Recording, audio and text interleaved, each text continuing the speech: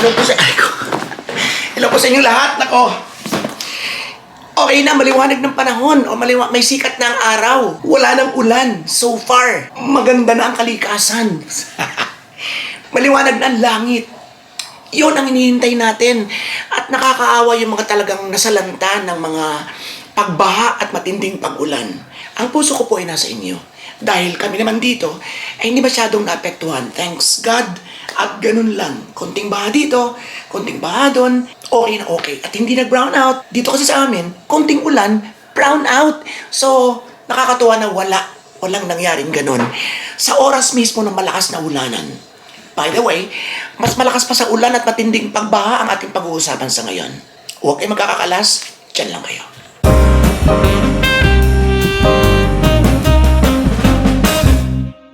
Meron na naman po tayong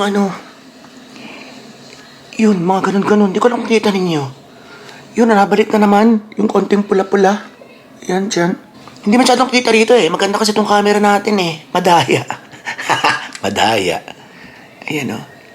So yung ating parang ekse-eksema sa mukha, nadala raw ng stress o dala ng ating pagkakaroon ng psoriasis before, maalin sa kanila, or sa bagay, ang psoriasis to naman ay trigger talaga ng stress. Eh, ano bang kinaka-stress ko?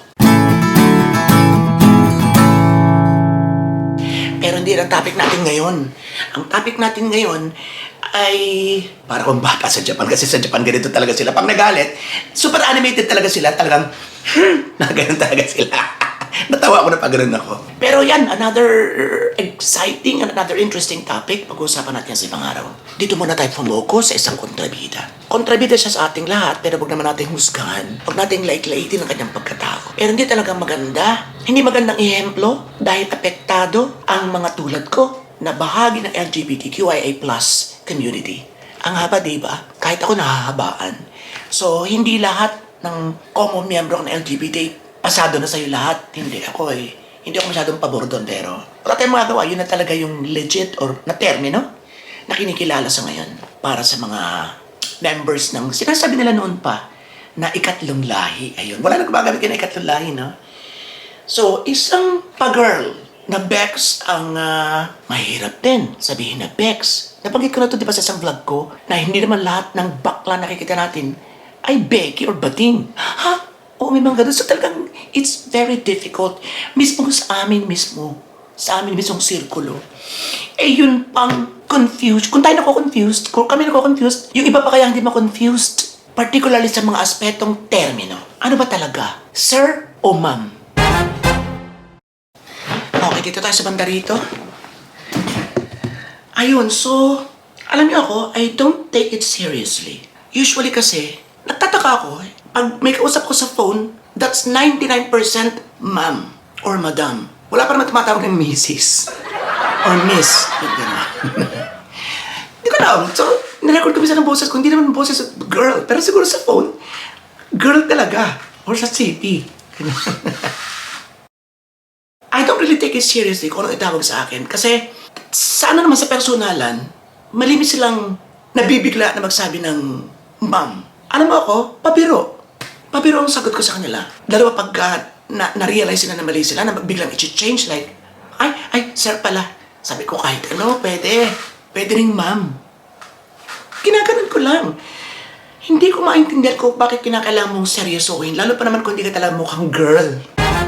Nga pala, hindi ko pa nasabi sa inyo. Pinag-uusapan natin yung Bex na taga Cebu. At huwag na nating pangalanan at baka naman madagdagan pa ang kanyang popularidad. Ay hindi naman kagandahan nga ang kanyang ginawa. At saka yung waiter na pinatayo niya bilang parusa sa ginawang pagtawag sa kanya ng sir. Pero bago natin ibigay ang ating talagang paghusga o ating opinion tungkol sa kanyang ginawa, ay doon muna tayo sa aking inumpisahan kanina na huwag na nating parusahan ang mga ibang tao na hindi rin maisigurado kung ano pa talaga itatawag sa'yo na makitang nakatalikod ka or maybe nakaside ka na sexy ang haba ng hair, something like that. Then pagharap mo naman mukha kang bakulaw. Sobrang bakulaw naman. Hindi nagpatawa lang ako, oy.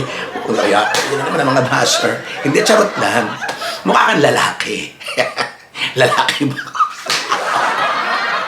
Ay, nagbibiro na tayo. Gusto ko lang natin medyo light yung dating. Kasi pwede naman ako magseryoso. Di ba kaya natin yun? Tayo pa. Pero gusto natin light approach lang. So yun. I mean, hindi nila kasalanang magkamaliman o magbitaw ng hindi akmang term sa'yo. Dahil tayo minsan ang nagbibigay sa kanila ng kalituhan. Kagaya nga ng itsura. Di ba doon natin may binabasa yung sir at madam? Eh kung girl ka talaga, edi ma'am. Kung nakita nila na babae ito, edi ma'am or miss.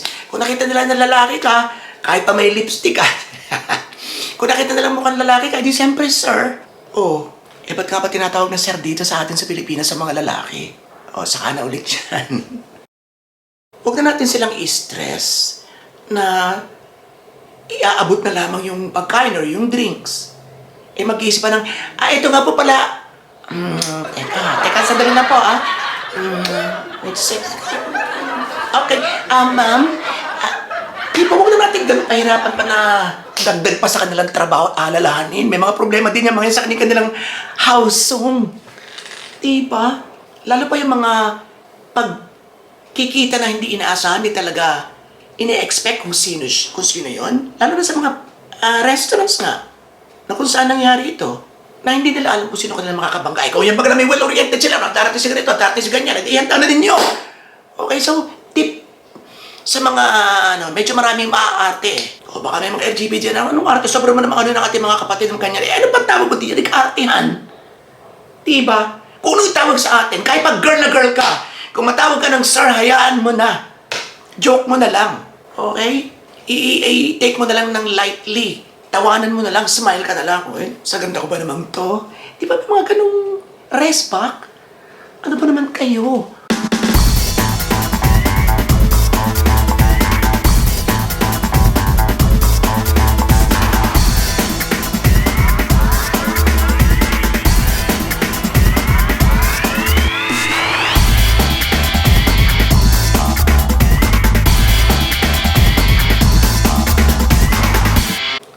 Narinig ko nakita ko yung mga reaction ng ilan, kagaya ni Rosana Roses. Talagang tinarayan siya.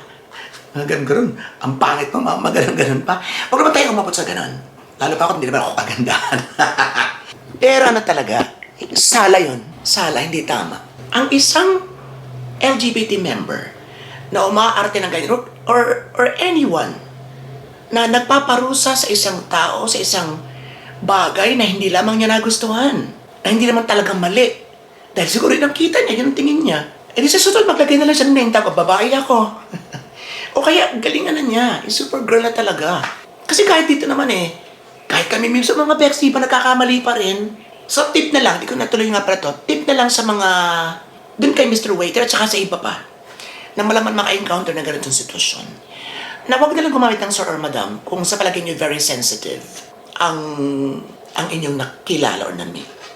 O ilagay na agad natin yung sensitivity sa ating mga budhi. Na, kasi kasama rito yung quick thinking na, ganun, agad sa'yo. Punta agad sa isip mo na, kailangan ganito agad, kailangan. So, wag na lang yun. Wag lang mag-sir, madam, sabihin na lang na, po, okay, this is your drink. O, magandang umaga po, tuloy po kayo. Hello po, nice meeting you po. Ganun na lang siguro po. That is the safest way to address anyone, siguro. Ang mga taong ganyan, feel ko ay immature. Ayan. So, hindi lang kasi kailangan intellectual maturity, kundi yung emotional maturity. Pag meron ka na ng emotional maturity, mas makakapag-adapt ka sa mga sitwasyon, mas marireconsider mo ang ilang mga bagay-bagay, mas mapapag-isipan mo ng balanse ang lahat ng mga pangyayari, mas hindi ka magiging impulsive o padalos-dalos, mas magiging makatuwiran ang iyong mga desisyon sa buhay. At mas hindi ka magiging matapang sa iba. Number 2, maaaring dala ng pagpapalaki o ng kanyang kinalakhan. Maybe, she o yan, ngayon, naloloka na rin tayo kung she or he. So, ihinala muna natin. Maybe he was raised na pinaparusahan. Automatic ang lahat na nagkakamali. O sa konting pagkakamali na hindi naman sinadya o hindi maiiwasan or unintentional, ay parusa agad ng mga buhulang o ng kung sino man, ng guro siguro, mga ganun. So, may epekto sa ating kaisipan kasi mga nangyari sa atin, sa ating mga pagdedesisyon sa buhay, sa ating lifestyle, sa ating pagpili ng ating kapartner, sexually and romantically. Tama ba yun? Yun. Yung ating mga pinaghuhugutan natin, yung mga, mga naging basihan ay yung ating childhood, yung ating kinalakan, yung ating mga karanasan ng bata tayo. At kung may dadagdag pa kayo, comment lang sa baba kung bakit may mga taong nakakagawa ng ganyan. Alright? Meron pa ako mga gusto sabihin, pero hahayaan kong kayo naman ang maglabas ng inyong saloobin tungkol dito. Kung may nasabi man po ako hindi katanggap-tanggap, hindi lamang sa LGBT community, kundi sa inyong lahat, ay paki-comment na lang po at babasahin natin yan at hindi ko po kayo patatayuin. Believe me. So wala kayong matatanggap na kaparusahan mula sa akin. Papasahin lang natin at iintindihin at ipapasok sa ating kukote. O, di ba? May gumagamit mo ng kukote. Wala na, no? So, yun. Abangan yung version ko sa Facebook na kung mas mataray. Okay, iba tayo dun eh. Parang ibang karakter. Panoorin niyo yan. So, konklusyon. Pangit ang ganong ugali. Wala kang karapatang parusahan ang isang tao. Nagkamali man siya ng tawag sa iyo. In any way. Tumayo man yan, or titigan mo, or ganunin mo mukha, titigan mo ako, or sabihan mo, marahin mo ako, or magpaluhurin mo, or what. Hindi dapat. Hindi ko sinasabing mababaw yung issue ng pagtawag, pagbibigay ng tamang termino sa isang LGBTQIA+ member, particularly ang mga transgender women and transgender men.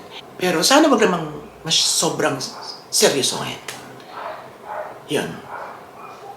Ay, minsan nga, meron akong nakitang tunay na babae na mukhang lalaki. Hindi ba kasi lahat ng babae may mukhang, di ba? May mukhang tomboy, pero girl, may asawa, maraming anak. Pero ganoon lang talaga siya magsusuot or something. So, tinawag siyang bossing or sir, something like that. Wala, tinawanan lang niya.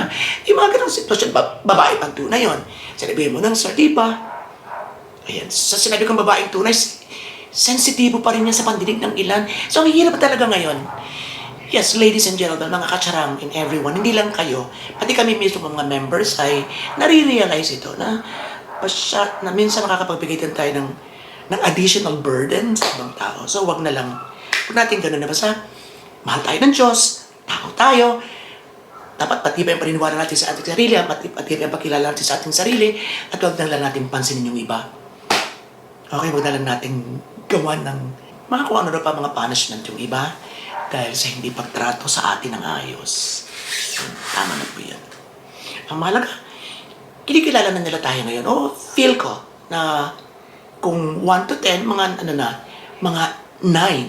O, diba? Konting-konti na lang. Hindi na kagaya natin talaga kailangan magtago. Kapag usapan natin, ano ba mga dati ka na mga bex nung una? Ano ba mga naranasan ko nung una? Pinalho din ba ako sa asin? Nilunod din ba ako sa drum ng tubig or what? So, pagkikuntuhan natin sa ibang araw.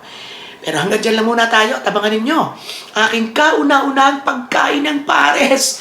First time! Diyos ko, first time lang po sa edad nating 16. Ay ngayon na tayo makakatikim ng pares na actually, a year ago ko lang nakilala na may pagkain palang pares. Bakit? So yan, exciting, di ba? So maraming salamat sa inyong lahat. This is your friend Robato. Sa inyo ko siya. At mabuhay lahat ng Pinoy sa masulok ng world. Pathology pa more and more and more. Thank you!